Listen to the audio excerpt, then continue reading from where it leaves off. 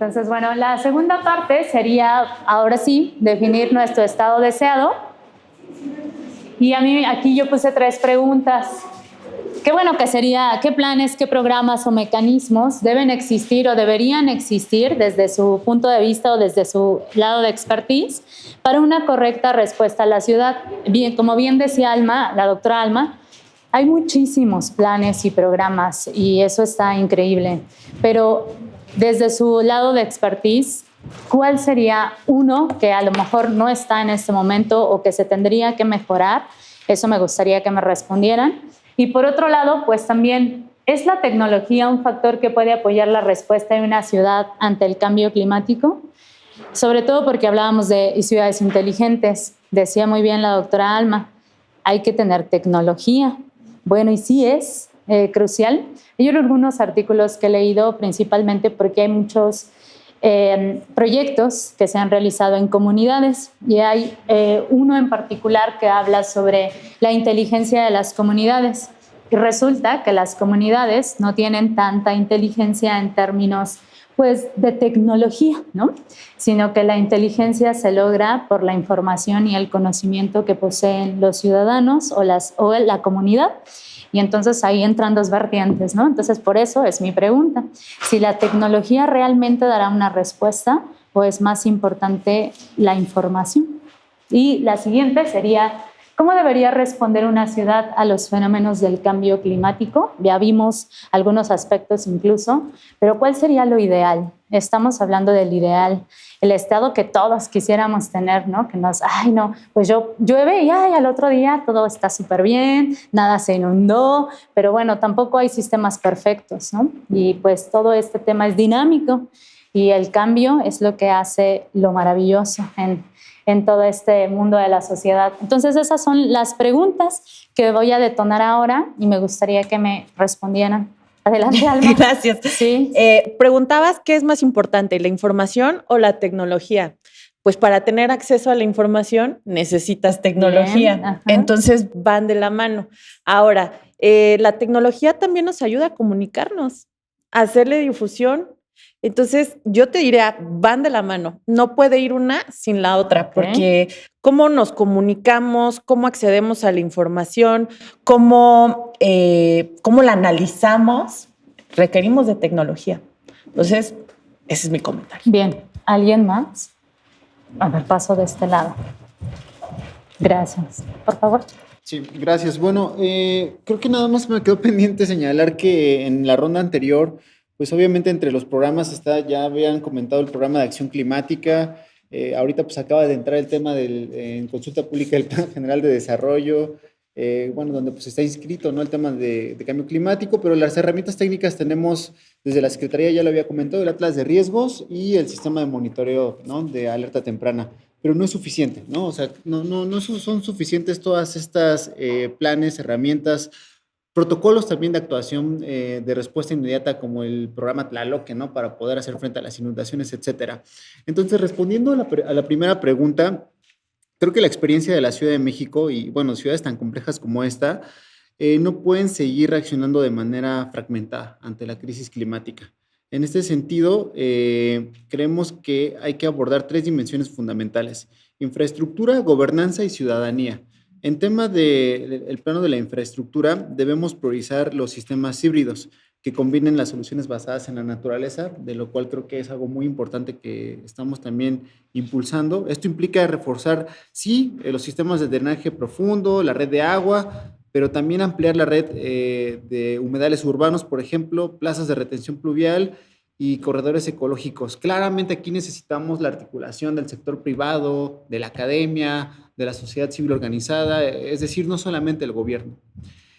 Y la multifuncionalidad del espacio público en este sentido debe de ser un aliado estratégico, ¿no?, donde también ahí el punto central pues, es la ciudadanía. En el plano de la gobernanza, es importante fortalecer la coordinación metropolitana, o sea, ver también el tema de la ciudad ya desde una escala megapolitana, ¿no?, o metropolitana. Los riesgos, en particular los hidrometeorológicos, pues no reconocen límites administrativos y de aquí que, bueno, se deba de planear con esta visión de cuenca. Y aquí algo muy importante es el financiamiento sostenido, ¿no?, que pueda garantizar proyectos estratégicos de muy largo plazo.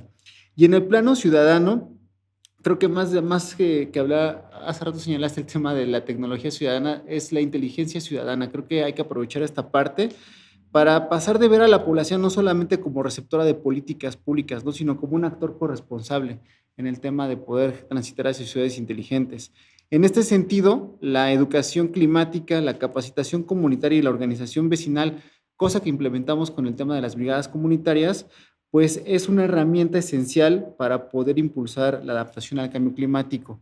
Solo con una ciudadanía informada, participativa y comprometida, creo que podríamos hacer frente al tema de la adaptación al cambio climático y a otros riesgos. Me quedaría con la primera pregunta.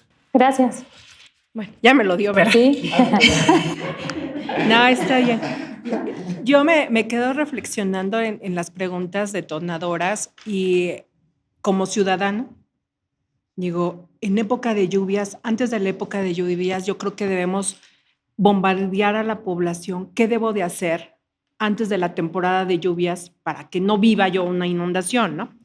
Que es el tema que yo trabajo. Entonces, pues debe de haber programas y por ley todos los estados, incluyendo la Ciudad de México, deben de tener su programa especial de lluvias actualizado cada año. Entonces, primero, lo tenemos en Ciudad de México, porque ahorita lo que dijeron es el programa de Tlaloc, pero Tlaloc es reactivo, ¿no? Ya cuando está lloviendo, que es lo que entra ese programa, ¿no? Pero el programa de lluvias lo conocemos todos los que vivimos aquí. Sabemos que existe, sabemos de que cada año por ley lo tienen que difundir y lo tienen que publicar y lo deben de actualizar. Pues no. Entonces, ¿qué necesitamos por una respuesta? Pues la información, ¿no? Y decían, ¿la tecnología va a dar en la mano? Sí. Yo creo que con lo que acaban de decir de tener estos grupos comunitarios con las colonias, yo les comentaba que yo estoy en el chat de mi colonia y ahí lo que nos bombardean es de que ya llegó el agua, porque hay un programa de la Ciudad de México, por lo menos aquí en la alcaldía de Coyoacán, que venden garrafones de agua a 9 pesos o a 7 pesos.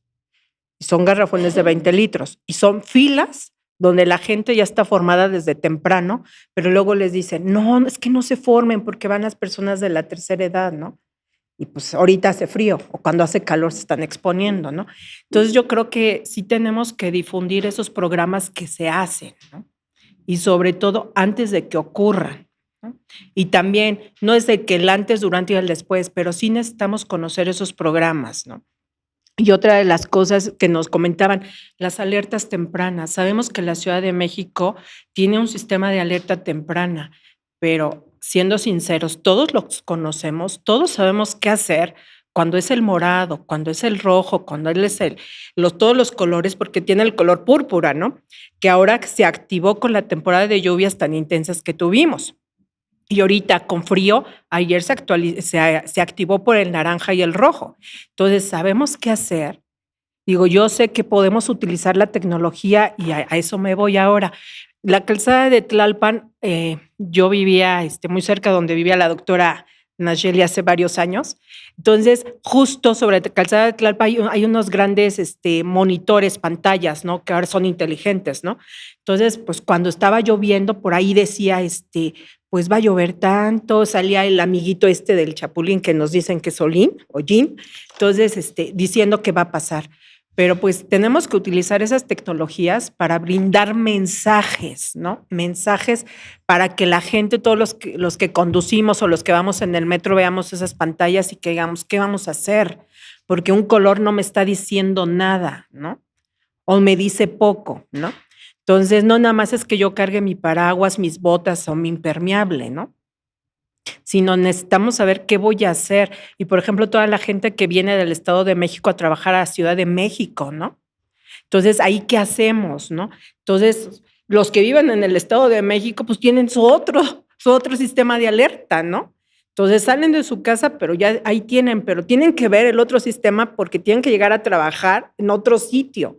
Entonces, yo aquí sí pongo sobre la mesa de que ese sistema de alerta, pues está bien, pero nos hace falta mucho la difusión, pero sobre todo el qué hacer para que las personas podamos hacer la acción del color que nos está indicando el semáforo, ¿no? Yo aquí lo dejo y no sé a quién se lo paso. A la doctora.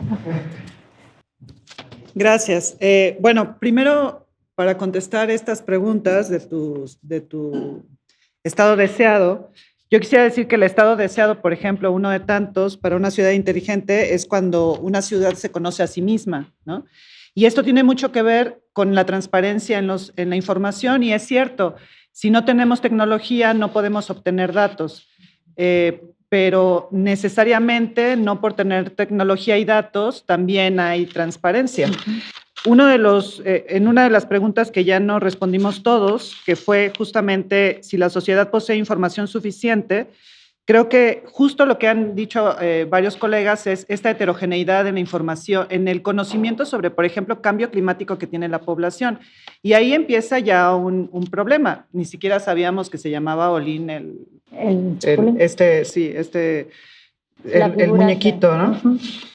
Ahora bien, justo con esto, ¿a qué me refiero? Desde el plano de transparencia, algunos de los mecanismos que deben existir en este estado deseado, pues deberían ser, sí, las metodologías o los sistemas MRV de monitoreo, registro y verificación.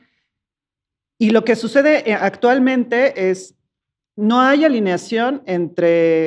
necesariamente una alineación normativa entre el gobierno federal, los gobiernos subnacionales y, por ejemplo, los gobiernos municipales, al grado que los gobiernos municipales, en el caso de la Ciudad de México, las alcaldías no necesariamente van a hacer nada que tenga que ver con el gobierno subnacional llamado Gobierno de la Ciudad de México.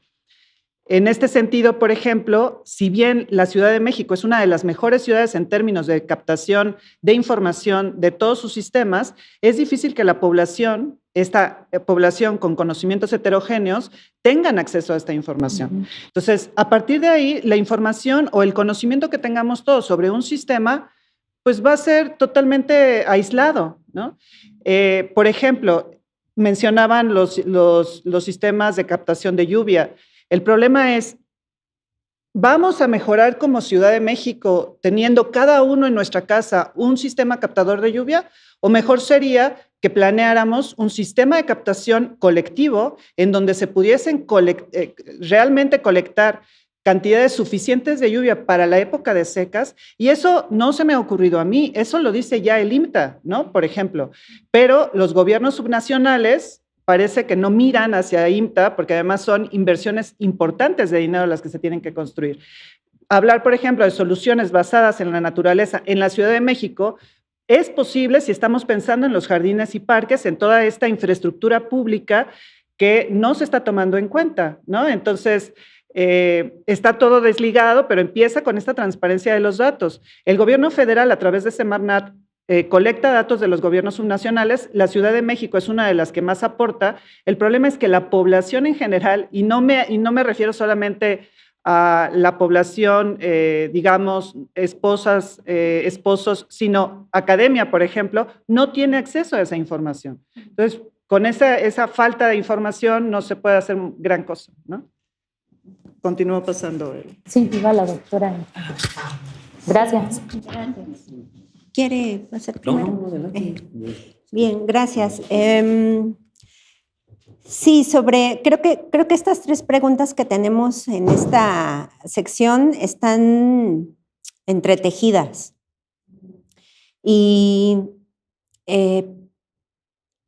me gustaría tomarlas como 3 pasos atrás. Me refiero a, necesitaríamos, sí, programas y mecanismos. Esto se puede potenciar a través de una ciudadanía informada que sepa no solamente qué y cómo hacer, sino aplicar, manejar la tecnología disponible para, ¿no? Pero desde mi punto de vista personal, siento que tenemos otra realidad cultural y socioeconómica. Como sociedad vivimos otra realidad. Estamos disgregados, formamos parte de una sociedad hasta cierto punto disgregada y que vive un ritmo de vida que pocas veces tú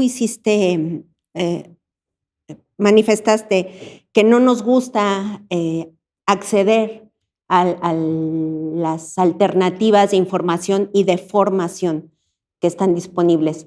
Pero sí, es posible que haya un factor de no nos gusta, pero creo que también hay un factor de cuesta mucho trabajo y es difícil, dado el ritmo de vida que nos impone la forma de operar de esta ciudad. Son más horas de trabajo que horas de tiempo personal, son más horas de desplazamiento que tiempo para cultivar algún tipo de habilidad adicional. Y todo eso va complejizando la capacidad del individuo y por lo tanto de la comunidad de involucrarse de una manera más formal con los planes que existan o con su formación para poder reaccionar o con su formación para poder manejar información y tecnologías, ¿no? No quiero declarar que no nos guste, sino que hay toda una realidad cultural y socioeconómica que dificulta que haya activamente y proactivamente una participación en este sentido. Por un lado, esa es la parte que es un impedimento que honestamente yo no sabría en manos de quién está combatirlo. No sé si tendría que ser a raíz de un movimiento social, o si tendrían que ser nuevas políticas, o si tendría que ser el gobierno junto con, comentaban por ahí, los empresarios tienen que jugar en esta dinámica, pero de manera muy activa. Pero bueno, se tendría que atacar, por un lado. Y por otro,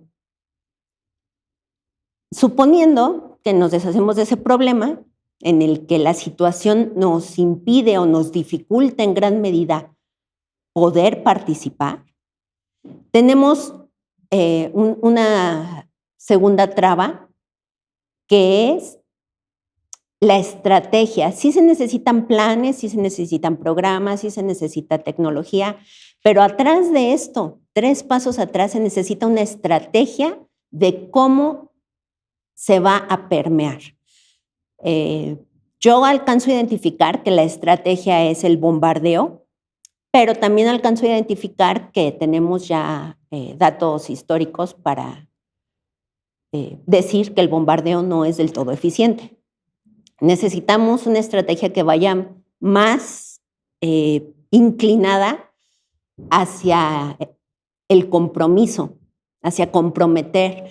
No sé qué tanto serviría regresar al modelo básico de comunicación de transmisor-receptor-mensaje, pero tratar de enfocarlo con las nuevas modalidades de mensaje, con las nuevas tendencias de transmisión y con las nuevas necesidades de los receptores, porque estamos hablando de que ya estamos todos muy impactados por la forma en la que la información se mueve y a veces un mensaje sutil ya no nos permea, ¿no? Necesitamos algo agresivo porque estamos muy acostumbrados ya a lo agresivo.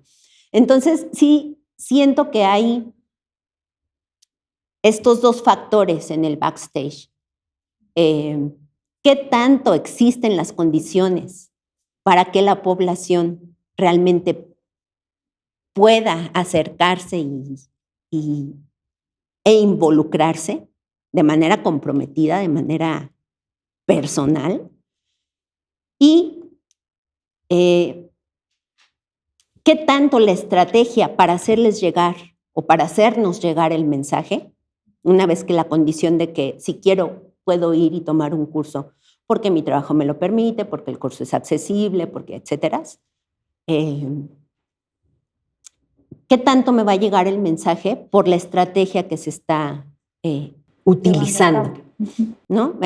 Me pongo a pensar, ¿qué tal que el gobierno le pide a las empresas que haya este tipo de formaciones o de,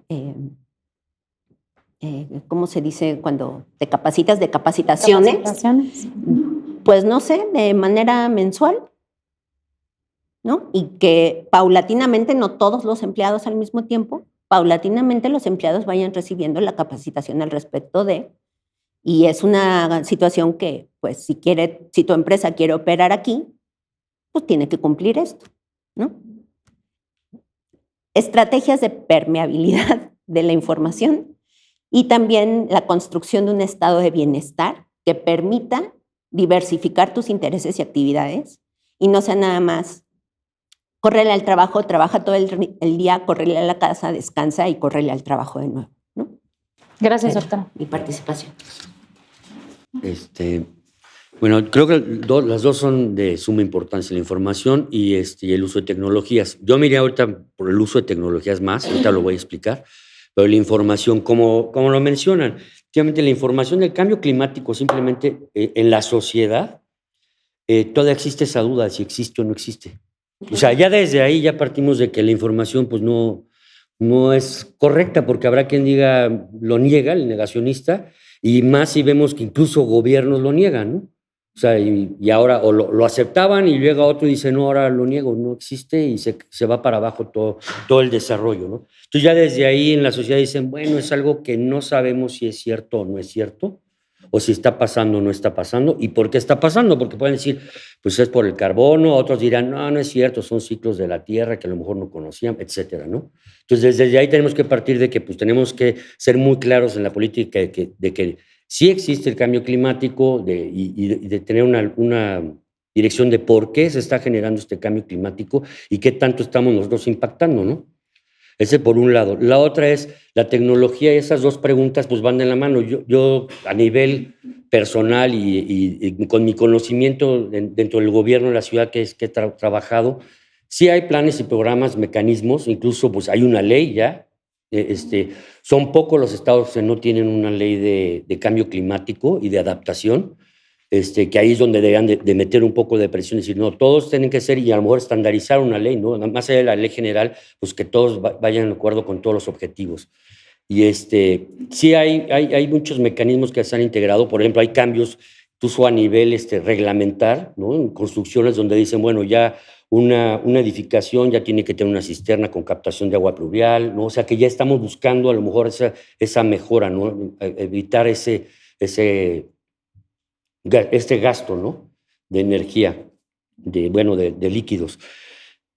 Ahora, van de la mano porque la tecnología es un factor importantísimo, porque a través de la tecnología y la evaluación, pues es como generamos programas o nos replanteamos el programa, ¿no? O el procedimiento, etcétera. Decimos, bueno, en base a este estudio que utilicé esta tecnología, y un ejemplo son los datos de riesgo con los sistemas de información geográfica. Más allá de tener un sistema de información geográfico, lo que se requiere es el conocimiento en el uso de esa tecnología. Porque yo puedo tener un atlas de riesgo, un sistema de información geográfico y abrir mis capas y decir, mira, aquí está. Pero ¿qué uso le doy? ¿Qué interpretación le doy a esa información? ¿Y cómo yo voy a manejar estas capas, no? Un ejemplo, amor, yo tengo imágenes satelitales, ¿no? Y hago ya todos esos procesos de falso color, ¿no?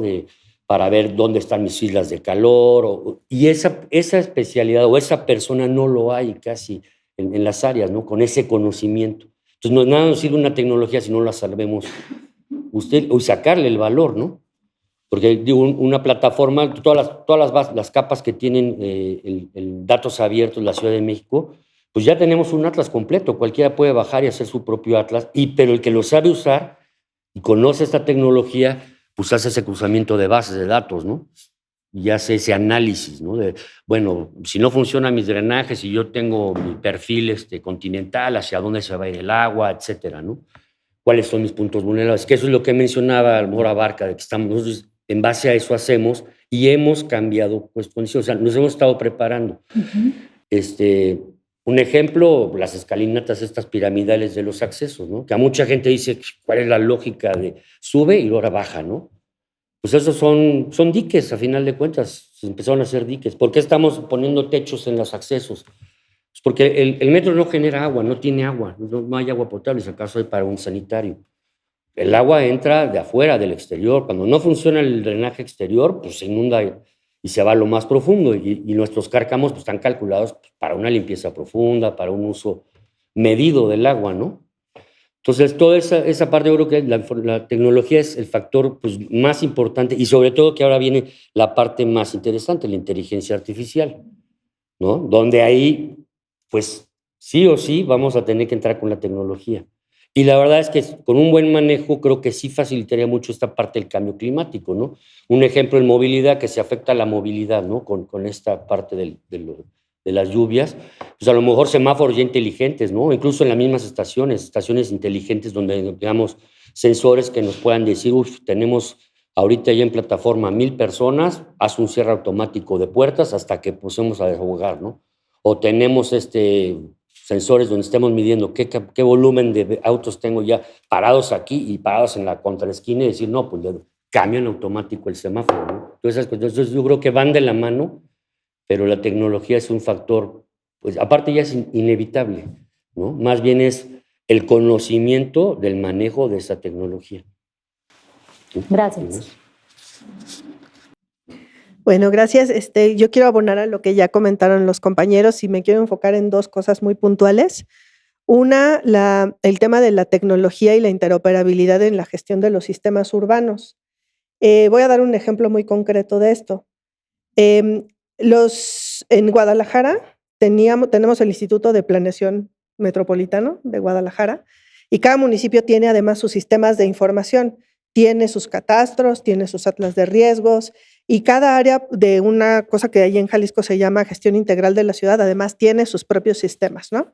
Donde hay información de todo tipo, transporte, aforos, usos de suelo, cosas de logística, hasta de recolección de basura, o sea, todo eso está en los sistemas, ¿no?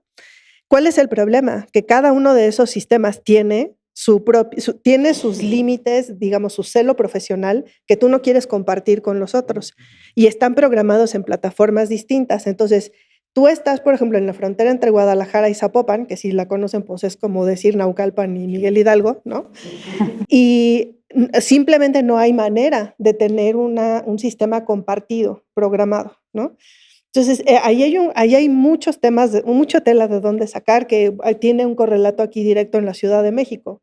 Aquí en la Ciudad de México tenemos los sistemas del área de ordenamiento, del área de vivienda, el atlas de riesgos y el área de datos abiertos, que les voy a dar una anécdota.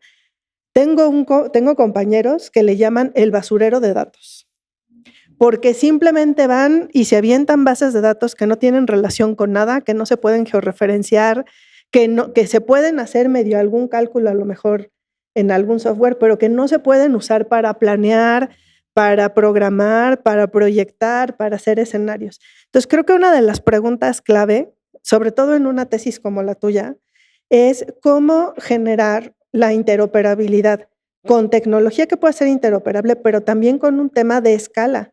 Tienes el área de planeación de toda la ciudad y tienes la de los municipios y luego tienes la de las subáreas dentro de las alcaldías o de los municipios. Entonces eso necesita un pensamiento escalar, ¿no?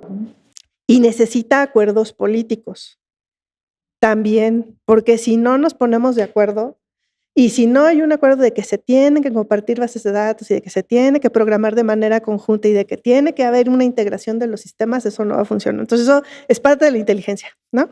Y un comentario muy breve acerca de lo que se decía de comunicación. Las tecnologías de comunicación tienen como dos dimensiones. Una es la parte, digamos, tecnológica del medio que tú usas para llegar o para transmitir el mensaje, o sea, el teléfono, el WhatsApp, las aplicaciones, todas estas cosas. Pero dentro de los estudios de tecnología de comunicación está la construcción de los mensajes, ¿no? Y de la construcción de algo que se llama funciones del lenguaje, que también son tecnologías. Lo que pasa es que no son tecnologías físicas, ¿no? O sea, no se tocan. Son herramientas de diseño de mensajes donde tú apelas no solo a información, sino a emociones, ¿no? Por eso Lynn es el personaje que se acerca y todo eso, pero también tienes funciones poéticas y funciones, algo que se llama fáticas, para establecer contacto, para generar confianza. Y todo ese diseño de mensaje también es tecnología. Es una tecnología suave, llamémosle así, pero es parte de una estrategia de diseño que, por ejemplo, en la parte de alertas tempranas, abarca la cuarta fase de la alerta temprana, que es justamente la forma en la que tú puedes promover una respuesta de autoprotección o, por ejemplo, en el caso del metro, ¿no? Si tú sabes que ya viene un sismo, puedas parar un tren para que no esté en movimiento al momento que llegue el sismo. Claro, ese tipo de cosas, pues ustedes tienen una codificación específica para poderlo lograr. Entonces, la idea es lograr que en ciertos sectores sociales vulnerables eso pueda ser codificado de tal manera que ese mensaje genere ciertas respuestas y eso pues ya obliga como a pensar el mensaje desde el punto de vista de la tecnología de comunicación. Entonces, bueno, esas eran dos cosas para no abundar en cosas que ya se dijeron por acá. Gracias. O no generar el mensaje, porque aquí hicimos esa parte, en el metro, es una cuestión de decir, bueno, si yo meto la alerta sísmica en el metro, pues me genera un mayor riesgo por ese pánico, exacto, ¿no? Cuando en realidad en una estación subterránea pues es mucho más seguro que afuera. Si la estación se cae es porque afuera pues ya se cayeron todos los edificios, ¿no? Sí. Entonces, y si hay ese sistema redundante, tenemos sistemas, el SARMEC normal y un SASPER que es personalizado con diferente calibración para saber si suena y entonces viene fuerte. Entonces, en automático se busca llevarlos a la estación más cercana, no alertar, simplemente decir, replieguense a la pared, etc. Exacto, pero ustedes tienen su código. O sea, si reciben esas dos señales cruzadas, ya saben qué es lo que va a pasar. Claro. Ahora, eso, pero en individual. Sí hubo un intento con la UNAM, que esa es la parte de comunicación, donde decía la comunicación efectiva del riesgo. O sea, cómo vamos a comunicar ese riesgo a un grupo, ¿no? Y más el pánico. Entonces creo que esa parte de la comunicación es la parte importante, como la comunicación efectiva del riesgo, cómo lo voy a hacer para no generar mayor pánico, ¿no? Y ahorita al final, Alma, ¿no? Sí, claro. Le pasamos. Solamente quisiera hacer una pregunta. Sí. ¿Cómo manejan ahora las alertas en los celulares de los pasajeros? Pues no las podemos manejar, ¿no? Obviamente se empiezan a asustar y cuando se ven ese movimiento, pues es tratar de, como hay policías, ellos saben decir, tranquilos todos a la pared, ¿no?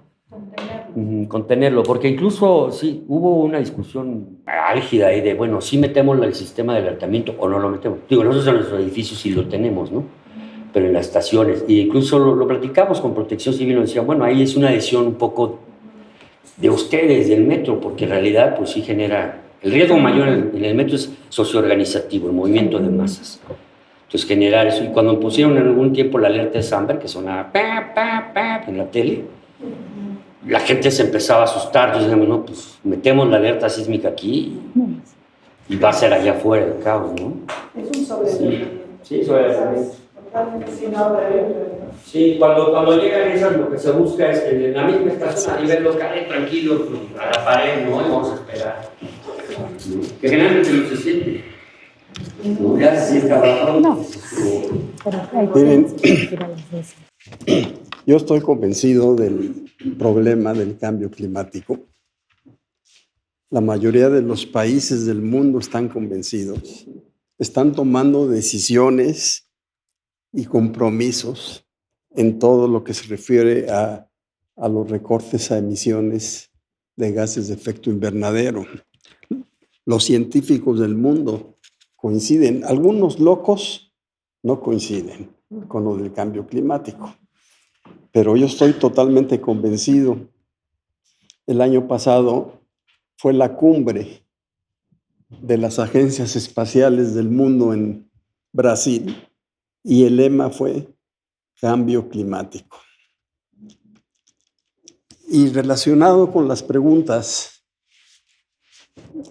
la dos, todos coincidimos en que la tecnología es importantísima. La 1 y la 3, yo sugeriría que se fijaran prioridades. ¿Cuáles son los principales efectos del cambio climático? ¿Cuáles son? Pues desastres naturales. sequías, inundaciones, incendios, huracanes. Por ejemplo, en inundaciones hay que ver cómo está todo nuestro sistema de drenaje y si es suficiente para soportar valores de inundaciones atípicos. Eso es un tema. Otro tema, aunque pueda parecer medio catastrófico, ¿qué pasa si escasea el agua en la Ciudad de México? No me refiero al agua para bañarse, sino inclusive para beber. ¿Qué haríamos? ¿Qué haríamos sin tener agua en la casa? Desastre, ¿no? Incendios. Bueno, la Ciudad de México, pues está un poco aislada de incendios, pero pueden suceder, como sucedió en California, en los bosques aquí alrededor, que se nos corra un incendio hacia la ciudad. Sería gravísimo, gravísimo. Huracanes, pues sí alcanzan a llegar un poco ya debilitados. Y entonces ahí, como un denominador, la alerta temprana en los 4 casos. Eso referido al punto número 1, a la pregunta número 1. Yo creo que sí hay que priorizar, porque los efectos del cambio climático, pues tienen que ver con deforestación, con agricultura, desperdicio de alimentos, industrialización, transporte, generación de energía, creación de nuevos asentamientos, incendios forestales, pero hay que concretar hacia dónde se va a abocar la tesis, ¿no? Con temas específicos referidos a los planes, programas y mecanismos. Creo que la doctora Alma va a hacer el comentario y ya vamos a cerrar la mesa para... Sí, muy rápido. Bueno, más o menos. Bueno, quería comentar que el programa de cosecha de lluvia que se inició en el 2019 para la Ciudad de México se canceló este año. Híjole, yo te invitaría a pensar si realmente los sistemas de captación de agua de lluvia a nivel local son eficientes o son suficientes, más bien. ¿Por qué? Considera cuánta agua se capta. Los sistemas de captación de agua de lluvia que se distribuyeron en la ciudad, que fueron alrededor o más de 50,000, tenían una capacidad de 1,500 y 2,000 litros. Ahora, ¿para cuántas personas? Ponle tú que en una casa viven 5 personas. ¿Cuánto demanda cada persona? Me voy a ir alto. 300 litros por habitante al día. ¿Cuántos días tendría agua considerando esta capacidad y esta demanda de agua? Para 5 personas, un día. Ahora, hablamos de captar agua a macroescala. Las preguntas, ¿dónde la almacenamos? ¿En dónde la guardamos? Porque sería buenísimo tener un espacio donde guardarlas. Sí. Pero considera el tipo de suelo del Valle de México, que es principalmente lacustre. Entonces, si tú mezclas arcillas con agua, pues se hace una olla. Entonces, ¿dónde la podemos almacenar? Además, hay que considerar, nada más hay que voltear a ver cómo está todo urbanizado. Entonces, seguramente sí hay estudios, pero la respuesta no es fácil. Ahora, yo te diría, ¿qué se necesita para llevar a cabo, para tener una buena respuesta de adaptación ante el cambio climático, planeación, prevención? Inversión. Ese es un tema clave. ¿De dónde sacamos ahora sí que las lanas? Entonces, eso sería todo. Muchas gracias. Bueno, yo sé que el tiempo es muy corto y yo quisiera que me dijeran muchísimas cosas, pero espero que todos sus comentarios me los hayan vertido en las hojas azules. Esas son las hojas que yo me voy a quedar. Y si no, bueno, no hay ningún problema, por eso se grabó la mesa. Está grabado, sí. Y si no, no hay ningún problema, está grabado. Y si quieren hacerme algún otro comentario o recomendación, pueden hacérmelo llegar vía correo electrónico, vía WhatsApp o lo que ustedes quieran. De antemano les agradezco mucho haber venido y participar conmigo en esta tesis doctoral. Muchas gracias. Gracias. Sí, porque justo, just in time. Mucho éxito. Gracias.